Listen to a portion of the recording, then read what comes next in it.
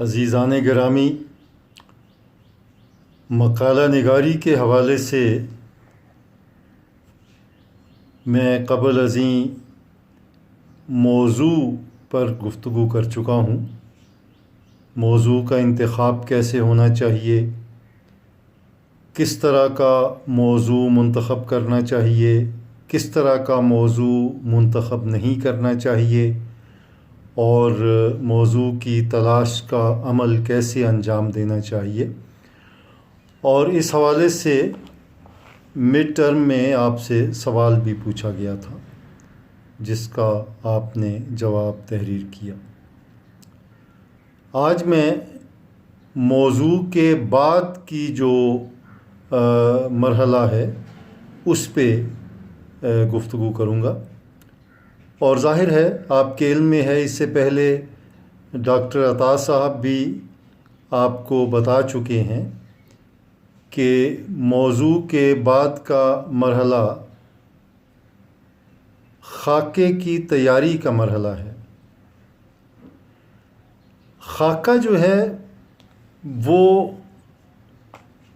انگریزی ایک اصطلاح ہے، سائناپسس، اس کا ترجمہ ہے، اور اس لفظ کے لغوی معنی یہ ہیں کہ ایک ساتھ نظر ڈالنا۔ سائن SYN اس کا مطلب ہے ایک ساتھ، اور آپسس OPSIS اس کا مطلب ہے دیکھنا، نظر ڈالنا۔ یعنی کسی چیز کو کلیکٹیولی ایک ہی جگہ پہ اس کی شیرازہ بندی کر کے اسے دیکھنا۔ اور تحقیقی مقالوں سے ہٹ کر سائناپسس کے معنی تلخیص کے بھی ہیں، کنڈینس فارم میں کسی تحریر کو لے کے آنا۔ اور ہمارے یہاں عام طور پہ جامعات میں مقالے کی تیاری سے پہلے کا جو مرحلہ ہے اسے ہم سائناپسس کہتے ہیں، سائناپسس کی تیاری کہتے ہیں۔ اور بہرحال مختلف جو ہمارے ماہرین تحقیق ہیں ان کے نقطہ نظر کی روشنی میں خاکہ جو ہے یہ مختلف تصورات کی تقسیم، ترتیب اور باہمی انسلاک، یعنی باہمی رشتہ جوڑنا، تو اس معنوں میں استعمال ہوتا ہے۔ اور یہ میرے خیال میں ایک مناسب تعریف ہے خاکے کی، کہ جس میں ترتیب کو بنیادی اور کلیدی حیثیت حاصل ہے، کہ اس طرح سے ارینج کرنا یا ترتیب دینا کہ اس میں ایک تسلسل کا احساس پیدا ہو اور ایک کڑی جو ہے وہ دوسرے سے ملی ہوئی دکھائی دے۔ تو بہرحال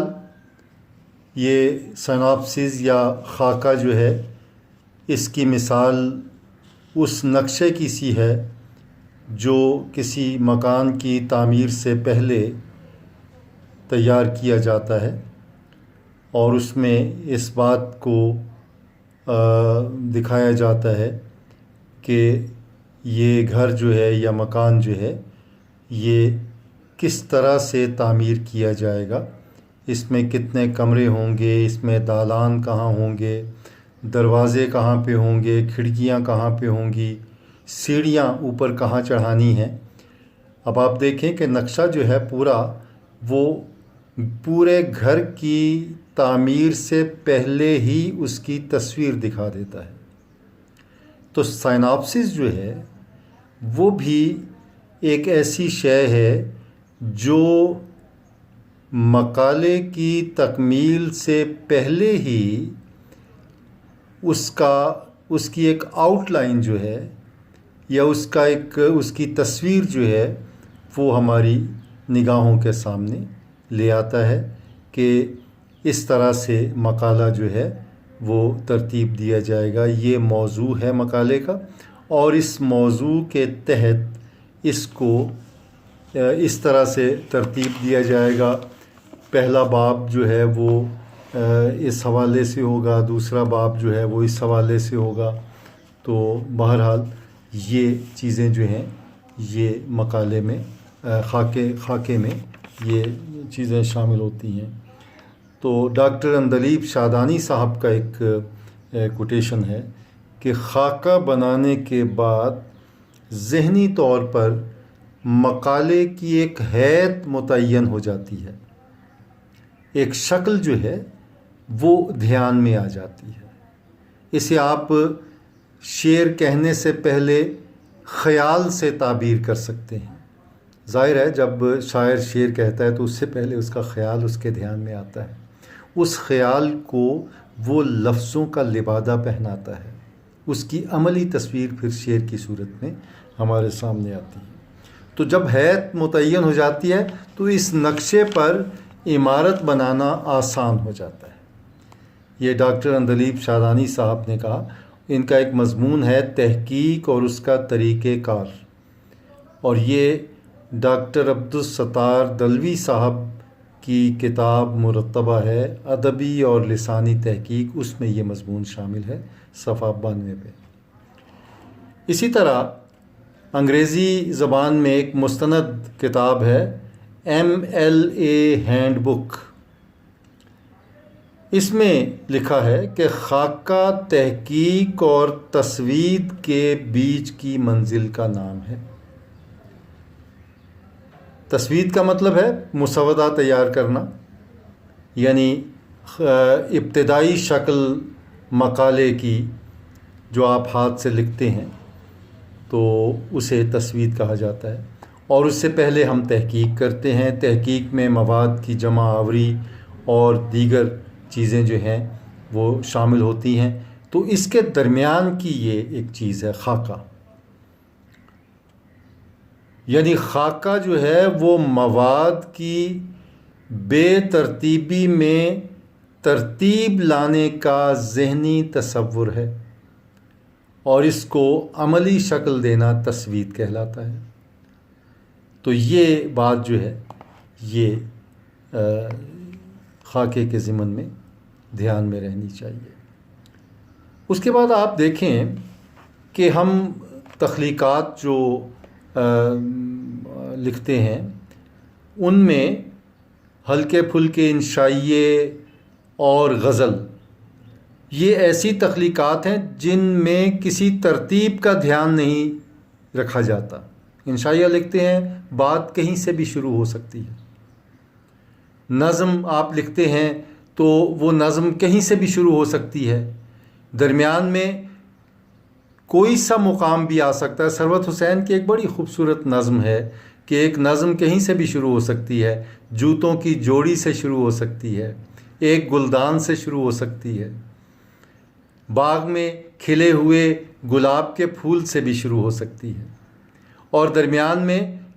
کسی بھی مقام پہ آپ اس کو لے جا کے کہیں بھی کوئی سا موڑ دے کے اور کسی جگہ پہ جا کے اس کا اختتام کر سکتے ہیں۔ تو یہ عدم ترتیب ہے۔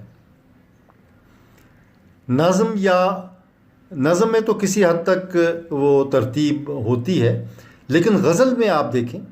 اسی لیے کلیم الدین احمد صاحب نے یہ بات کہی کہ یہ نیم وحشی صنف سخن ہے، بکھری ہوئی۔ وحشی جو ہے نا اس کا دماغ منتشر ہوتا ہے، تو نیم وحشی کا مطلب ہے کہ اس میں ہر شعر جو ہے وہ دوسرے سے مختلف ہوتا ہے، کوئی ترتیب نہیں ہے، خیال کی کوئی ترتیب نہیں ہے۔ ابھی عشق کا قصہ چھیڑا ہوا ہے ایک شعر میں، اور اگلا جو شعر ہے وہ روحانیت کا کوئی سلسلہ جو ہے اس کی طرف اشارہ کر رہا ہوتا ہے، اور اس سے اگلا شعر جو ہے وہ اپنے عہد کی صورتحال کی تصویر کشی کر رہا ہوتا ہے۔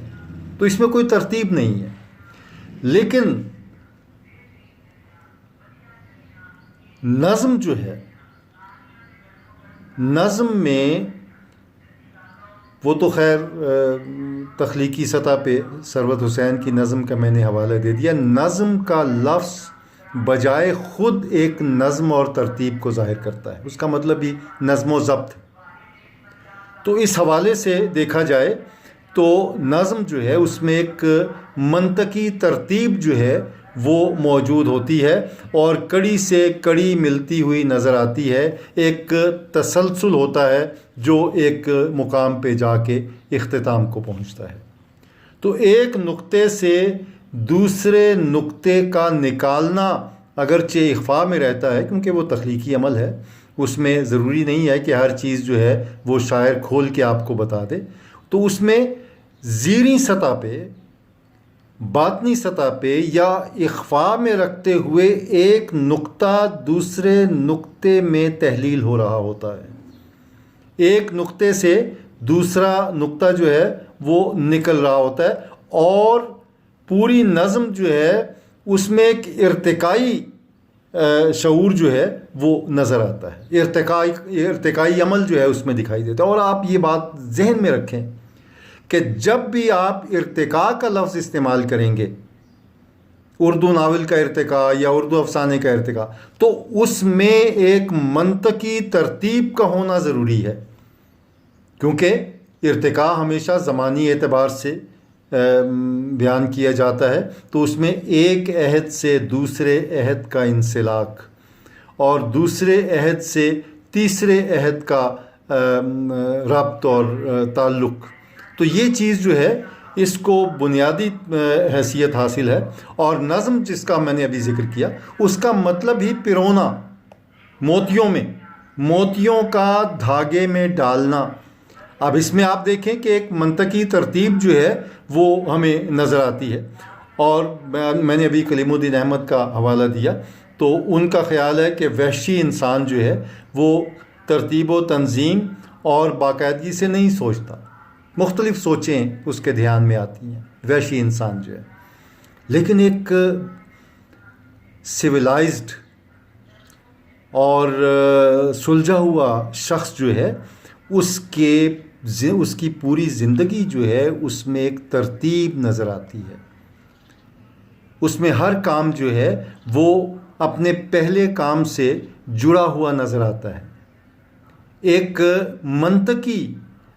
ربط جو ہے وہ دکھائی دیتا ہے. تو بہرحال زندگی جو ہے وہ بھی ایک ربط کا نام ہے جس میں جب تک آپ کا ایک تسلسل نہ ہو اور ہر دن جو ہے پہلا دن اس کا دوسرے دن سے ایک تعلق نہ بنے اور ہمیشہ آگے بڑھنے کی ایک امنگ موجود نہ ہو، ایک ارتقائی عمل موجود نہ ہو، تو زندگی کا حقیقی لطف نہیں پیدا ہو سکتا. تو زندگی کی طرح تحقیقی مقالے کا جوہر جو ہے وہ بھی ترتیب ہے. اب اس بات کو آپ پلے باندھ لیں کہ خاکہ جو ہے وہ ترتیب سے بنایا جائے گا، اس میں ایک منطقی ربط ہوگا تو آپ صحیح نتائج پر پہنچ سکیں گے. چنانچہ اس میں خاص طور پہ اس بات کا دھیان رکھا جاتا ہے کہ جب آپ ابواب بندی کرتے ہیں تو پہلا باب جو ہے وہ کوئی بھی ہو اس کا منطقی ربط جو ہے وہ دوسرے باب سے ہونا چاہیے اور دوسرے باب کا منطقی ربط تیسرے باب سے ہونا چاہیے اور تیسرے باب کا منطقی ربط جو ہے وہ چوتھے باب سے ہونا چاہیے اور چوتھے باب کا ایک منطقی ربط جو ہے وہ پانچویں باب سے. اور پانچویں باب پہ جب آپ پہنچیں گے تو آپ یعنی قدم بہ قدم چلتے ہوئے نتائج کی طرف آپ نتائج کی منزل پہ بڑی آسانی سے پہنچ جائیں گے. چنانچہ پھر آپ کو وہاں پہ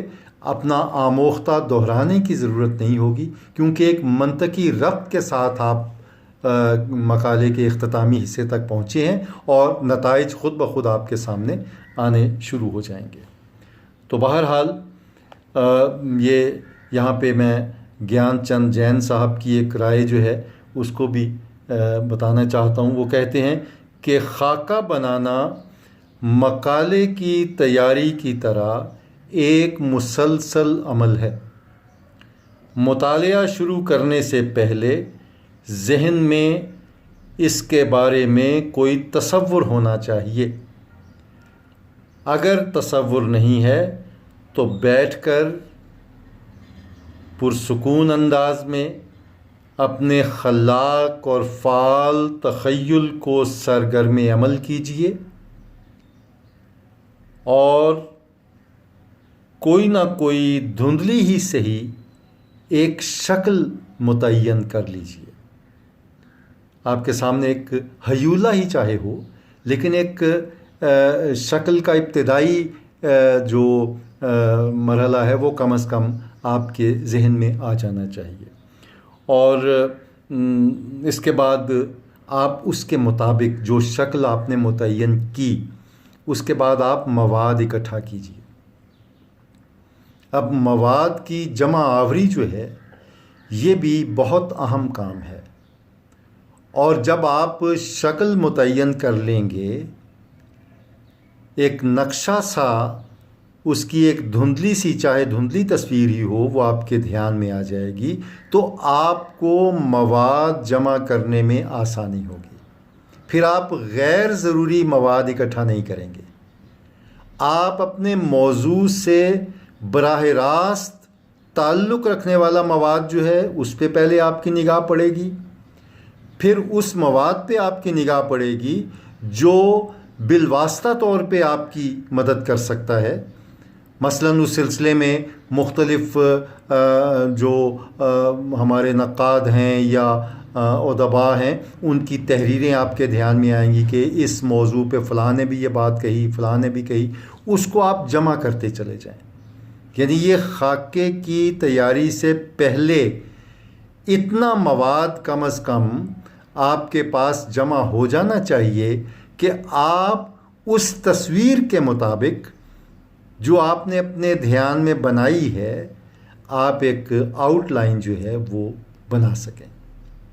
اور پھر اس کے حوالے سے ایک اور اہم بات ہے کہ جو مواد آپ نے اکٹھا کیا، اس کے حوالہ جات بھی آپ کی نگاہ میں ہونے چاہیے۔ آپ ان کتابوں کی ایک فہرست آپ کو تیار کرنا ضروری ہے جو آپ کے موضوع سے براہ راست متعلق ہیں یا بالواسطہ متعلق ہیں، اور آپ کو مقالے کی تیاری میں مدد دے سکتی ہیں۔ کیونکہ خاکے کے آخر میں کتابیات کا بھی ایک حصہ ہے جس میں آپ نے ان کتابوں کے، اگرچہ ساری کتابیں تو جن سے آپ نے استفادہ کرنا، وہ تو بعد میں جب مقالہ تحریر کرنے کا عمل ہوگا تو پھر بہت سی چیزیں جو ہیں وہ آہستہ آہستہ آپ کے سامنے آتی جائیں گی۔ ایک کڑی سے دوسری کڑی ملے گی، دوسری سے تیسری ملے گی، ایک کتاب سے ایک ریفرنس ملے گا، اس ریفرنس کی روشنی میں کچھ اور آپ کو حوالہ جات جو ہیں ان تک رسائی حاصل ہو جائے گی۔ تو پھر کتابوں کی ایک فہرست جامع اور مکمل، وہ تو بعد میں مکمل ہوگی نا، لیکن اس کو ابتدائی کتابیات کہہ سکتے ہیں ہم۔ اس میں 10، 15، 20 جتنی بھی کتابیں یا حوالہ جات آپ کو دستیاب ہوتے ہیں، ان کو آپ نے جمع کر لینا ہے، اور اس کے بعد پھر آپ نے اس کو ایک حقیقی اعتبار سے، جو اس کا حقیقی تسلسل بنتا ہے، اس لحاظ سے اس کو آپ نے ترتیب دینا ہے۔ مثلاً یہاں پہ ترتیب کے حوالے سے گیان چند جین صاحب جو ہیں وہ مثال دیتے ہیں۔ وہ کہتے ہیں کہ جی حال ہی کی جو کتاب ہے یادگار غالب، وہ ایک سوانحی کتاب ہے، اور سوانحی کتاب کا یہ خاصہ ہے، بلکہ ایک لازمہ ہے کہ جب وہ لکھی جاتی ہے تو اس میں ایک زمانی ترتیب جو ہے وہ قائم رکھی جاتی ہے، تاکہ قاری جو ہے وہ زمانے کے ساتھ ساتھ چلتا ہوا اس کے اختتام تک یا انجام تک پہنچے، اور بیچ کے تمام واقعات جو ہیں وہ ایک خاص ترتیب سے اس کے دھیان میں آتے جائیں۔ جین صاحب کہتے ہیں کہ یہ یادگار غالب جو حالی کی کتاب ہے، اس میں سوانح کی کوئی ترتیب ہی نہیں ہے۔ سفر کلکتہ کی تفصیلات پہلے بیان کر دی گئیں، اور اس سے پہلے کی منزل جو ہے وہ قیام لکھنؤ کا بیان جو ہے وہ بعد میں۔ پہلا حصہ جو ہے وہ مرزا غالب کی زندگی پر ہے، لیکن اس میں موت کا کوئی ذکر نہیں ہے۔ دوسرا حصہ اخلاق و عادات اور خیالات سے متعلق ہے، اس میں وفات اور جنازے کا ذکر ہے۔ تو حالی نے یہ سوانح جو کتاب لکھی، اس میں عدم ترتیب کا یہ شکار ہے، ترتیب نہیں ہے، اور عدم ترتیبی کی وجہ سے اس میں جو قاری کی دلچسپی ہے اس میں فرق پڑتا ہے، کیونکہ قاری جو ہے وہ ایک دم ایک واقعہ جو ہے، اب سفر کلکتہ جو ہے اس سے پہلے لکھنؤ میں تو قیام کیا تھا غالب نے، تو وہ ایک ترتیب سے آنا چاہیے تھا نا، کہ یہاں سے دلی سے چلے ہیں تو لکھنؤ پہنچے ہیں، لکھنؤ میں کیا ان کے معمولات رہے، کیا سلسلے ہیں، لکھنؤ سے میں جتنا عرصہ قیام کیا اس کی تفصیل، اس کے بعد پھر آگے کلکتے کی طرف جانا چاہیے تھا۔ تو یہ ترتیب جب آتی ہے، اس کو حسن ترتیب بھی کہا جاتا ہے، کہ جس سے پڑھنے والے کے ذہن پر ایک خوشگوار اثر پڑتا ہے۔ آپ اس بات کو ذہن میں رکھیں، کیونکہ ابھی آپ نے موضوع کو منتخب کرنے کے بعد خاکے کی تیاری کا مرحلہ آپ کو درپیش ہے۔ یہ فائنل جو آپ کا ایگزام ہونا ہے، اس سے پہلے آپ نے موضوع کا انتخاب کر کے اپنے خاکے جو ہیں وہ تیار کرنے ہیں اور وہ جمع کروانے ہیں، اور میرا خیال ہے کہ شاید ستمبر اکتوبر تک آپ نے یہ کام جو ہے اس کو منطقی انجام تک پہنچانا ہے، شاید اس سے کچھ آگے بھی آپ کو سہولت مل جائے۔ لیکن بہرحال یہ اب اگلا مرحلہ جو ہے نا، وہ آپ کا اب موضوع کو منتخب کرنے کے بعد خاکے کی تیاری ہے، سائناپسس جس کو ہم کہتے ہیں، اس کی باقاعدہ کاپیاں بنا کے پھر آپ نے جمع کروانی ہیں۔ وہ پھر ہم آپ کے اساتذہ جو ہیں، جو آپ کے نگران ہوں گے، وہ آپ کی رہنمائی کریں گے کہ کس طرح سے آپ کو خاکہ جو ہے وہ ترتیب دینا ہے، لیکن اس کی جو ایک آؤٹ لائن ہے وہ تو آپ کو پتہ ہونی چاہیے نا، اور وہی میں عرض کر رہا ہوں آپ کی خدمت میں کہ اس میں جو بنیادی نقطہ ہے وہ ترتیب کا ہے، کہ کس طرح سے آپ اگر کسی شخصیت پہ قلم اٹھاتے ہیں اور اس کے احوال و آثار کو موضوع بناتے ہیں، یا اس کی ادبی خدمات کو لیتے ہیں، یا اس کی شاعری یا اس کی نثر میں ناول نگاری یا افسانہ کسی حوالے سے بھی آپ قلم اٹھاتے ہیں، تو اس میں بنیادی بات یہ ہے کہ آپ A to Z تک جائیں ایک ترتیب سے۔ یہ نہیں ہو کہ پہلے آپ F کا ذکر کر دیں، پہلے الف بائی ترتیب ہم اردو کی بات کر لیتے ہیں، پہلے آپ گاف پہ آ جائیں، اس کے بعد آپ الف پہ آ جائیں، پھر الف سے پھر آپ دال پہ آ جائیں، دال سے پھر یہ کو لے لیں نا، پوری ایک ترتیب جس کو ہم سیکوینس کہتے ہیں، اس ترتیب سے آپ نے چلنا ہے۔ اب دیکھیں نا، سوانحی حالات آپ نے لیا، بلکہ میں تو یہ مشورہ دیا کرتا ہوں کہ جب آپ سوانحی حالات لکھتے ہیں کسی ادیب کے جسے آپ نے موضوع بنایا ہے، تو آپ اس کی سن ولادت سے لے کر سن وفات تک جو عرصہ ہے اس کا، مثلاً 60 سال ہے یا 70 سال ہے، اس کو سن وار ایک کاپی پہ لکھ لیجئے۔ مثلاً آغاز جو ہے اس کا وہ اگر 1860 سے ہوتا ہے